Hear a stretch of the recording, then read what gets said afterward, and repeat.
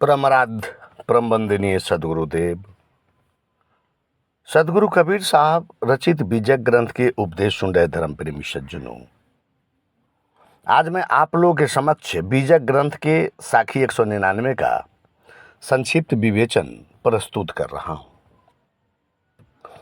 इस साखी में आप सुनेंगे कि मनुष्य के गुणों की प्रधानता है, शरीर का किसी काम का नहीं। तो आइए श्रवण करते हैं। सबसे पहले साखी समझते हैं। कहते कि मानुष तेरा गुण बरा, मान सुन आबय काज, आहार न होते आभरण, त्वचा न बाजन बाज।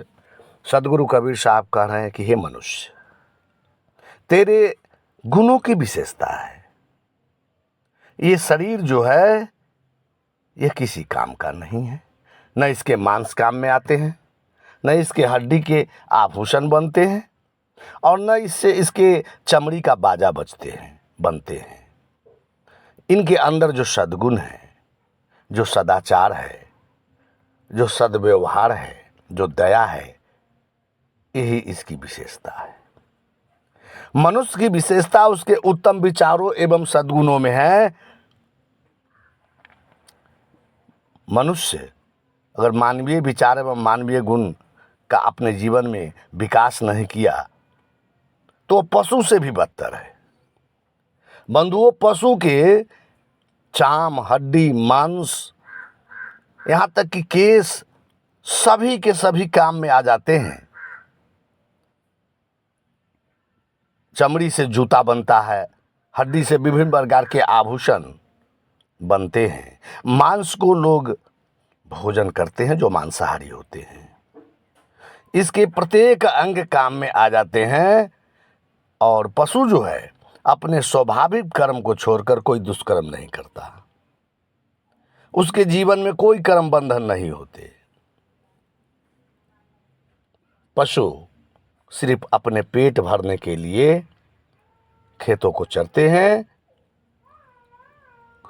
परंतु ये मनुष्य जो है यह पेट भरने के साथ साथ धन इकट्ठा करने के लिए चोरी, घूसखोरी, बेईमानी, बहुत तरह के कार्य करता है।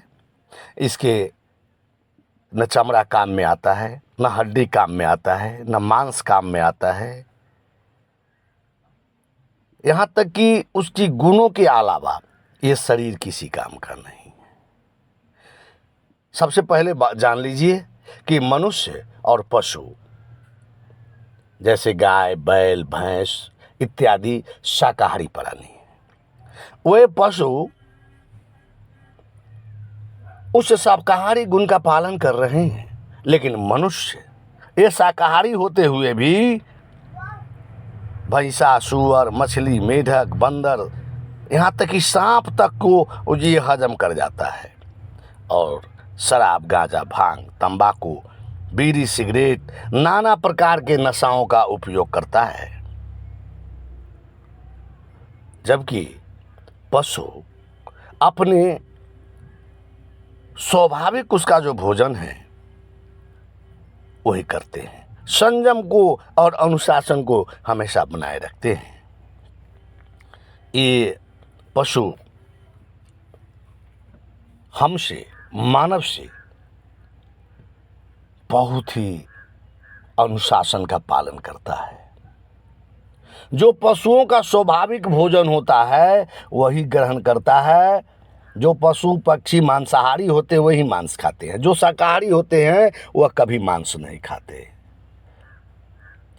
जैसे बैल, भैंस, सूअर, मछली, मेढक, बंदर, सांप, बकरे, भेड़, मुर्गे आदि सबको मनुष्य खा जाता है। पहली बात, मनुष्य जितना मोह ग्रसित है उतना पशु मोह ग्रसित नहीं होता। एक गाय जब बछड़े को देती है तो सिर्फ दूध पिलाने से कुछ ही दिनों बाद उसे भूल जाता है, लेकिन मनुष्य मरते मरते दम तक उसे अपने संतानों से मोह दूर नहीं होता और अपनी संतानों के लिए वह तरह तरह के कुकर्म करते रहता है। पशु पक्षी कीड़े उतने मोहग्रसित नहीं हैं जितने मनुष्य हैं। कहते हैं कि मनुष्य शमशान तक जाने तक उसे मुंह पकड़े हुए रहता है। शमशान में बैल, गाय, पक्षी या अन्य मानवेतर प्राणी रात में भी आनंद से सोते हैं, परंतु मनुष्य रात में यदि शमशान में पहुंच जाए तो उसे भूत प्रेत दबोच लेते हैं। ये भूत प्रेत, टोन्ही आदि का रोग केवल मानव को ही लगता है, अन्य प्राणियों को नहीं लगता। संसार में अगर सबसे अधिक चिंताग्रस्त व्यक्ति है तो वह है मनुष्य। इसमें ये कामी, क्रोधी, छली, दुर्व्यसनी, धोखेबाज, तरह तरह के दुर्व्यसन इस मनुष्य के अंदर भरे पूरे होते हैं। परंतु ध्यान देने योग्य बात है, ये किसी भी पालतू या जंगली पशु में नहीं होते। सिंह इत्यादि हिंसक एवं मांसाहारी जानवर शिक्षा देने से दयालु तथा शाकाहारी नहीं हो सकते। कुत्ते भले ही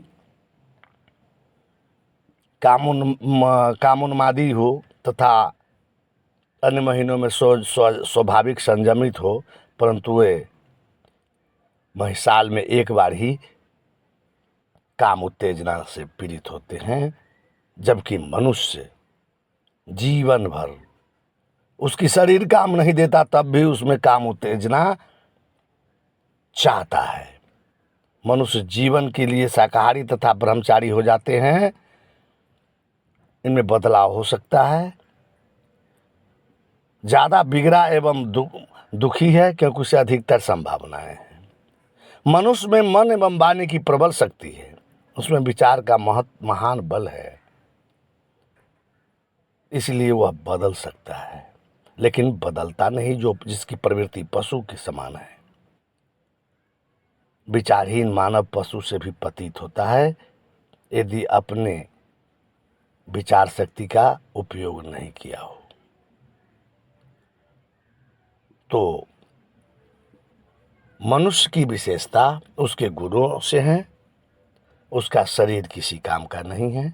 इसलिए इस शरीर के रहते अपने गुणों से मनुष्य चाहे तो अपने इस आत्मा को